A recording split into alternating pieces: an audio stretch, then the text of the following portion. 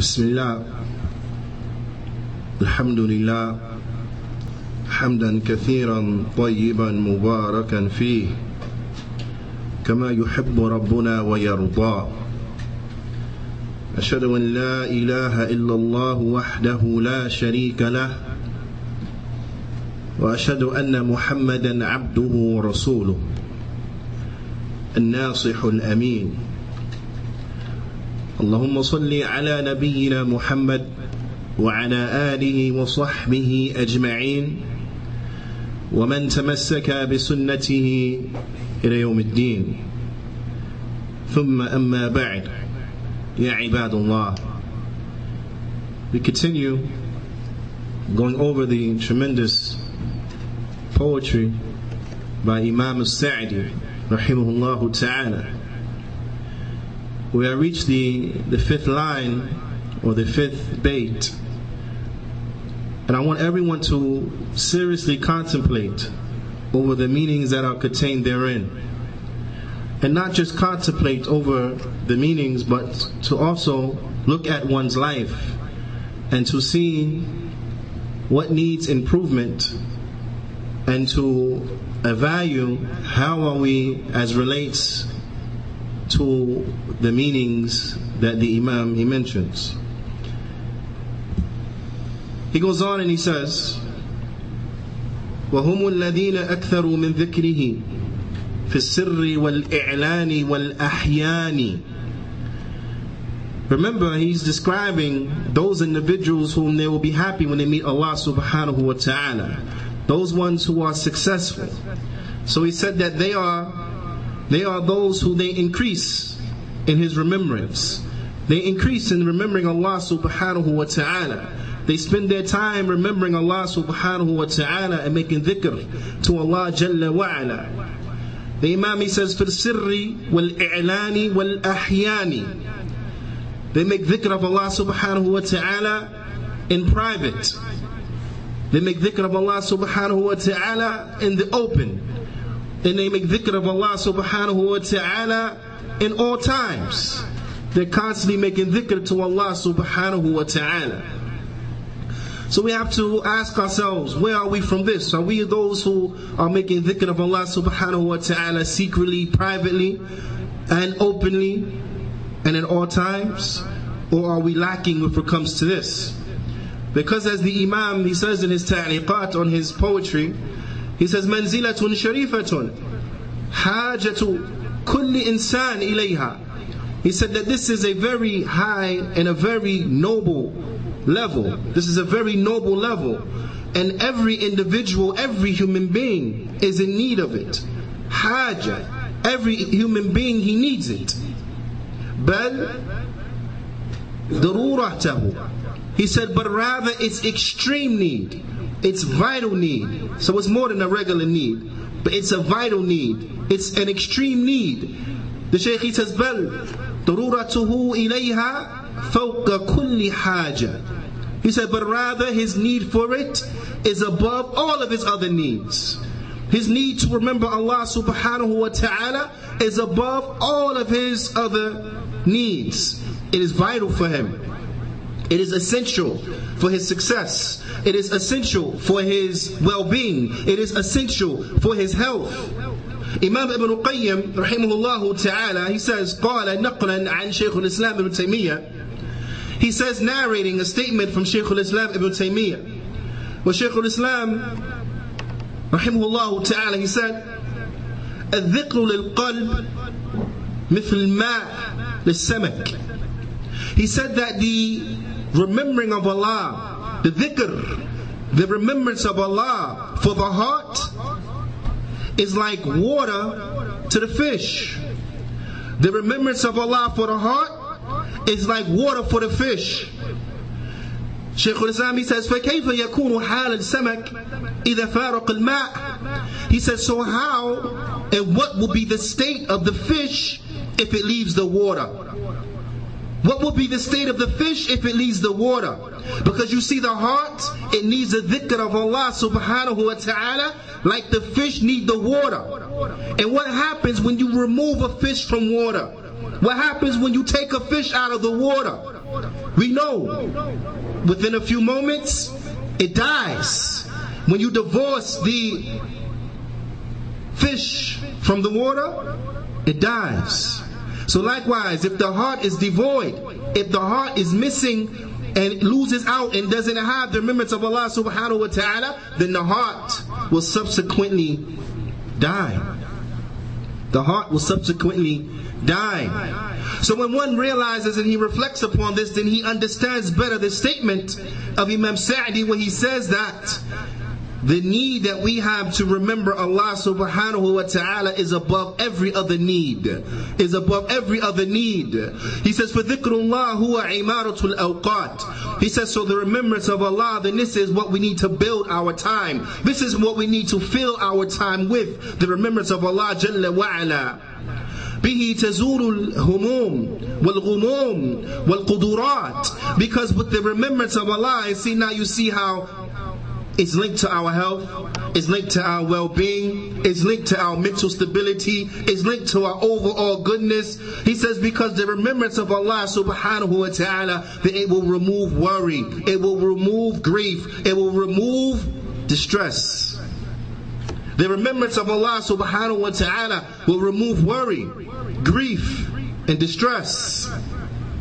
وَبِهِ تَحْصُولُ الْأَفْرَاحِ وَمُسَرَّاتِ. And with the remembrance of Allah, one will attain happiness and joy. With the remembrance of Allah, one will attain happiness and joy. وَهُوَ عِمَارَةُ الْقُلُوبِ الْمُقْفِرَاتِ. And it is the edifice of the hearts that are lonely and deserted. It is that which will build, it is that which will strengthen, it is that which will enrich the heart that is lonely, the heart that is deserted. كَمَا أَنَّهُ غِرَاسُ الْجَنَّاتِ. Just like the remembrance of Allah, then it is the seeding of the Jannat. It is the seeding of the gardens. All of us, we want to go to the Jannah. All of us, we want to go to the Jannah. So the seedings of the gardens, the seedings of the Jannat, it is the dhikr of Allah subhanahu wa ta'ala.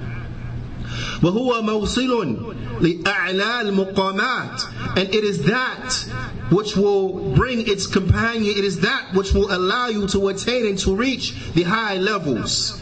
The high levels. وَفِيهِ مِنْ فَوَائِدٍ مَا لَا يُحْصَى. And it has in it from benefits that we can't enumerate. It has therein benefits that we can't enumerate. وَمِنْ فَضَائِلٍ مَا لَا يُعَدُّ وَلَا يُنْقَضَى. And it has in it from benefits and from superiorities that which we can never reach, that which is uncalculable. وَقَالَ اللَّهُ تَعَالَى, Allah Ta'ala, He says, يَا أَيُّهَا الَّذِينَ آمَنُوا اذْكُرُوا اللَّهَ ذِكْرًا كَثِيرًا. Allah subhanahu wa ta'ala, He says, O you who believe, يَا أَيُّهَا الَّذِينَ آمَنُوا, O you who believe. Allah subhanahu wa ta'ala in this ayah, He's addressing in specific the believers. Allah subhanahu wa ta'ala in this ayah, He's addressing specifically those who believe. So Allah subhanahu wa ta'ala, He's telling those who believe, O you who believe, O you who have iman, O you who have faith, remember Allah much, remember Allah a lot, remember Allah abundantly. وَسَبِّحُوهُ بُكْرَةً وَأَصِيلًا. And glorify Him in the morning and in the afternoon. Glorify Him in the morning and in the afternoon. The ulama, they say what is meant by the morning and the afternoon, that it is meant by after Fajr and after Asr. Glorify Allah. Praise Allah. How much have we remembered Allah subhanahu wa ta'ala in this day of ours right now? How much have we remembered Allah subhanahu wa ta'ala in this day of ours right now? How much can we say that we have remembered Allah today?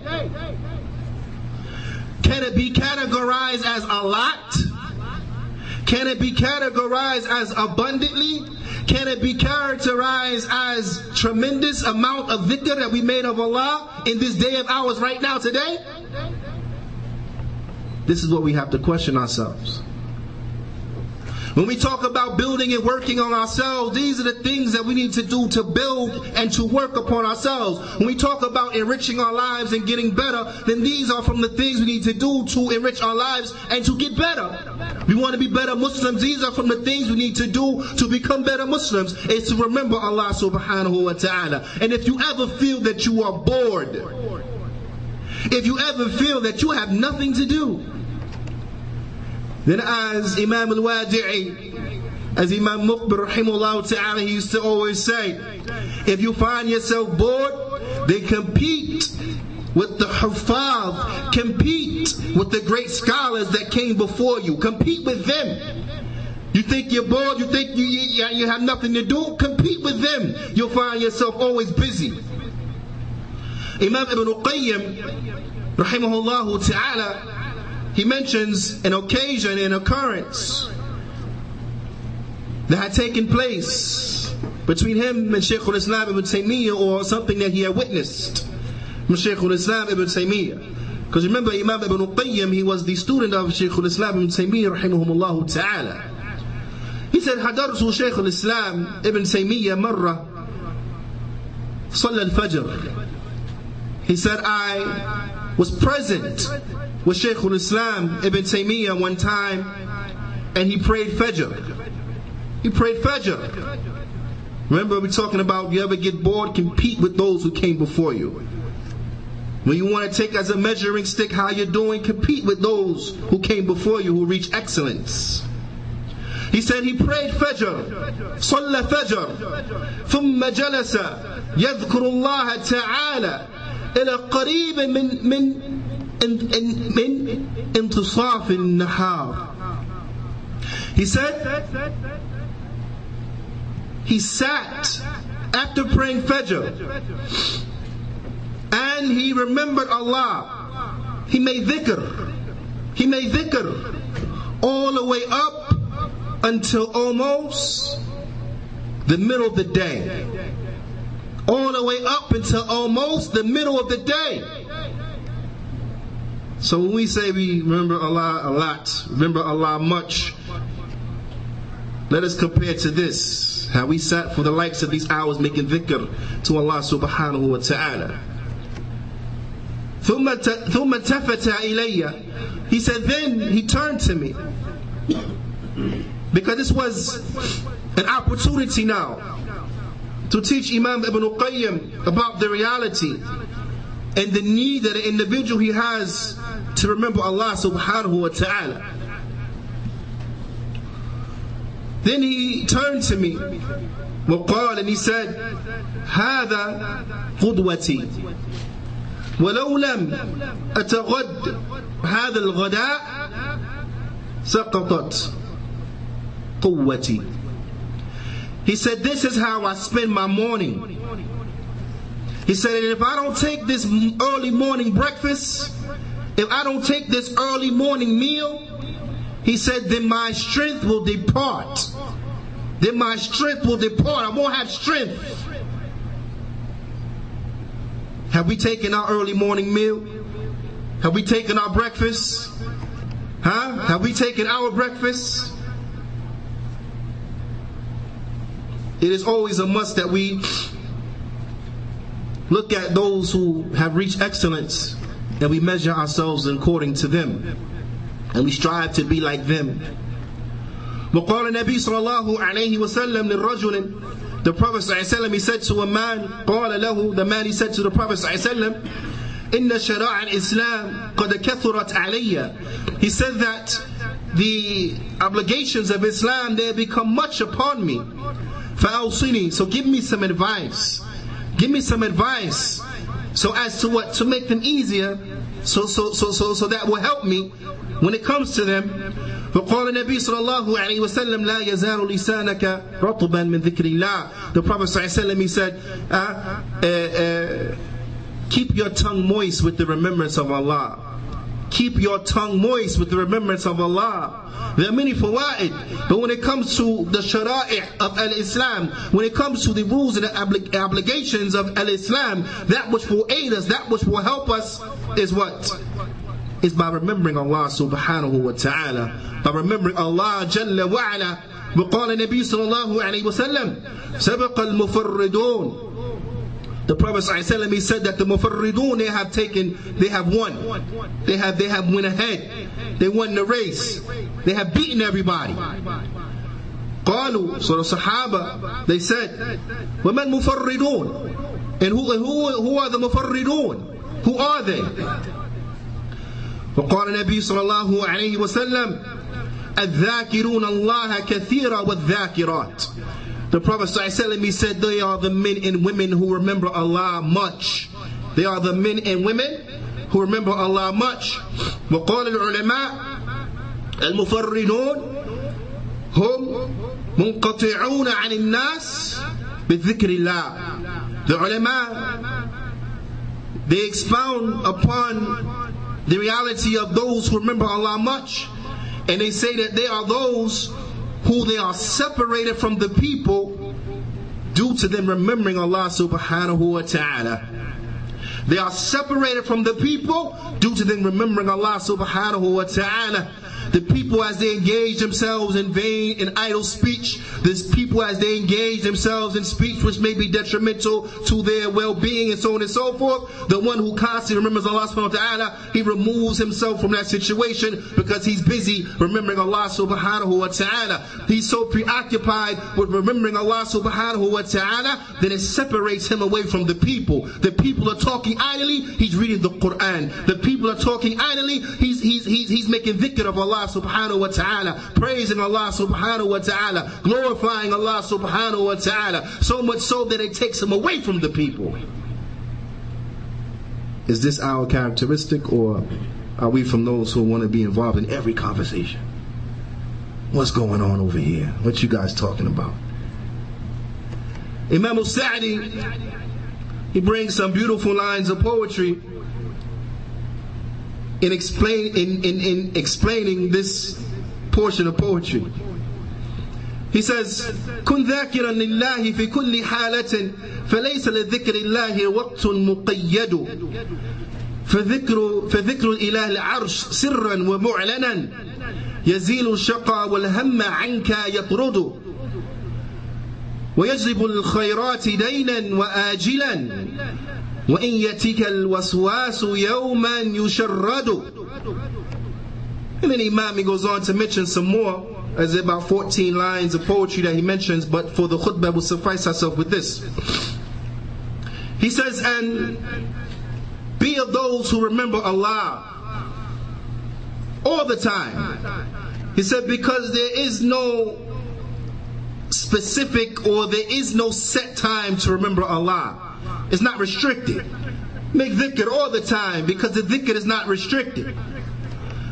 He said, and remember the Lord of the Arsh.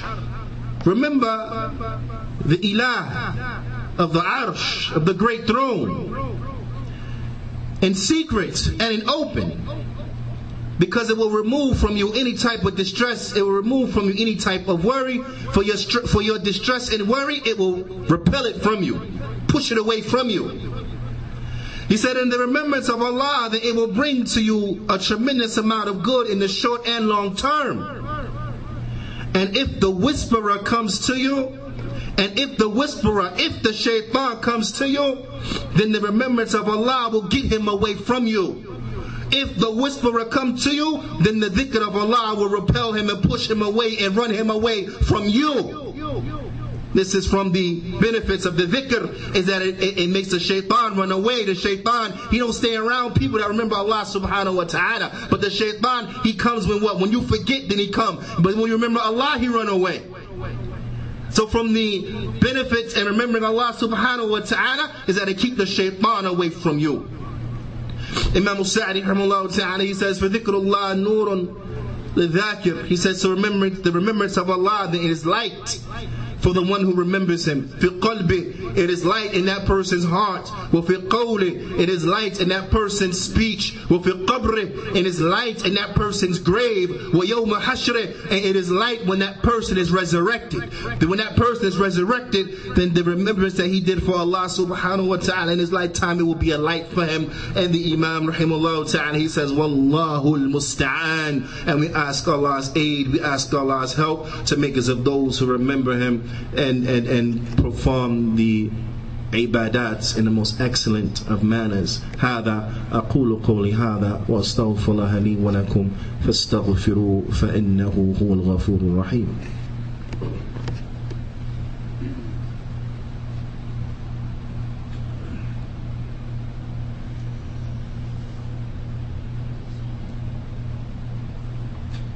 بسم الله والحمد لله والصلاة والسلام على رسول الله وبعد. The Imam rahimahullah ta'ala, he goes on to say in the next line of poetry, يتقربون إلى الملك بفعلهم طاعته وترك للعصيان. He says, and they draw near to the king by their actions. They draw near to the king by their actions. They draw near to Allah subhanahu wa ta'ala by their deeds. This is tremendous because, as we mentioned many times, we have an over-inflated opinion of ourselves. A lot of times, individuals, we think a lot of ourselves even more than what we deserve. And many of us would like to believe we're good people, we do a lot, we love Allah subhanahu wa ta'ala, we draw near to Allah subhanahu wa ta'ala. The person came and asked any one of us, do you draw near to Allah subhanahu wa ta'ala? Pretty sure everyone would say yes, we draw near to Allah. But see the test now, here it comes. The Imam, he says, بِفِعْلِهِمْ, they draw near to Allah with their actions. يَتَقَرَّبُونَ إِلَى الْمَلِكِ بِفِعْلِهِمْ, with their actions they draw near to Allah. Are we drawing near to Allah with our actions? Ta'atihi, with their obedience to Allah subhanahu wa ta'ala. How is our obedience to Allah? How is our obedience to Allah? And they also draw near to Allah subhanahu wa ta'ala by abandoning things. So by doing actions and also by the abandonment of certain things. So when it comes to our efforts, are we drawing near to Allah ta'ala by doing things? And are we drawing near to Allah ta'ala by way of our abandonment? The abandonment of what? The Imam, he says, وَتَرْكْ لِلْعِصْيَانِ, and by staying away from disobedience, by staying away from sin and transgression. Are we drawing near to Allah subhanahu wa ta'ala by staying away from sin and transgression? Imam al-Sa'di rahimahullah ta'ala, he says, هذه الأعمال التي تقرب إلى الله عز وجل. He said, these are the actions that will draw you near to Allah عز وجل. وتوصل إليه, and that will get you near to Him. وهو فعل الطاعة, and it is by doing the obedience. لا سيما الفرائض, especially the fara'id, especially the obligations. How are we when it comes to the obligations? Those things that are obligatory upon us, how are we as relates to them? وَتَرْكُ الْمَعَاصِي, and to leave off disobedience. كما في الحديث القدسي, as it comes in the hadith al-Qudsi, where Allah subhanahu wa ta'ala, he says, مَا تَقَرَّبَ إِلَيَّ عَبْدِي بِشَيْءٍ أَحَبَّ إِلَيَّ مِمَّا افترضته عَلَيْهِ. He said that, Allah subhanahu wa ta'ala, he says in hadith al-Qudsi, that my servant does not draw near to me with anything more beloved to me than that which I made obligatory upon him. وَلَا يَزَالُ عَبْدِي يَتَقَرَّبُ بِالنَّوَافِلِ حَتَّى أُحِبَّهُ. He said that my servant, he doesn't cease to, or he continues to draw near to me by doing the voluntary actions of obedience until I love him. Until I love him. Are we of those who are eligible for Allah's love? Are we of those who are doing our obligations and also doing the voluntary affairs of obedience? Are we those who are excelling and doing the voluntary actions of obedience? Because Allah subhanahu wa ta'ala, He says that they will continue to draw near to Him by doing the voluntary actions of obedience. He says, until I love Him. Do we fit this Mahmoud, is this us? So these are the questions we have to ask ourselves. These are the things we have to work on. Imam al-Sa'di, he goes on and he says, فعل الفرائض والنوافل دأبهم مع رؤية التقصير والنقصان. He says, so therefore, doing the obligated actions and fulfilling the obligations and doing the voluntary acts of obedience, then this is their concern. Those who are happy, those who are going to be pleased when they meet Allah subhanahu wa ta'ala, this is their concern. This is their priority. But it's coupled with what? It's coupled with them seeing themselves as falling short and as being deficient. They see themselves as coming up short. They see themselves as being deficient. The Imam rahimahullah ta'ala, he says, وَهَذَا هُوَ الْكَمَالِ. He said, and this is perfection. This is their completeness. This is completeness. وَهُوَ أَن يَجْتَهِدَ فَأَدَاءِ الْفَرَائِضِ وَالْإِكْثَارُ مِنْ نَوَافِلِ وَيَرَى نَفْسَهُ مُقْصِرًا مُفَرِّطًا. He said, and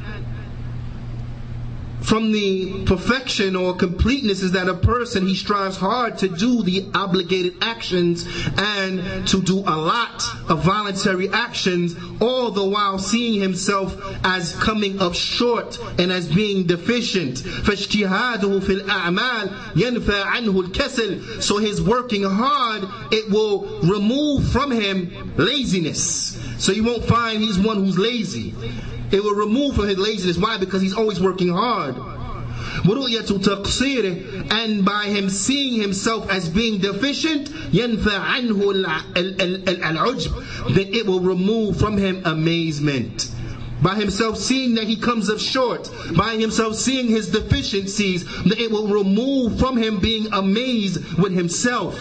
Because see, that's a calamity. Because remember, the shaitan, he has a trick for everybody. If the shaitan, if he can't get you to be lazy and to leave off doing righteous good deeds, then the shaitan will soup you up. The shaitan will come to you and say, look at that. Look how much you done prayed today. Look at that. Look at how many days you done fast in the past month. Look at that. Look at how much sadaqah you done gave. Man, you all that. You a good Muslim. You a good brother. You a good sister. Ain't nobody better than you, man. You the best. Look at what you done did.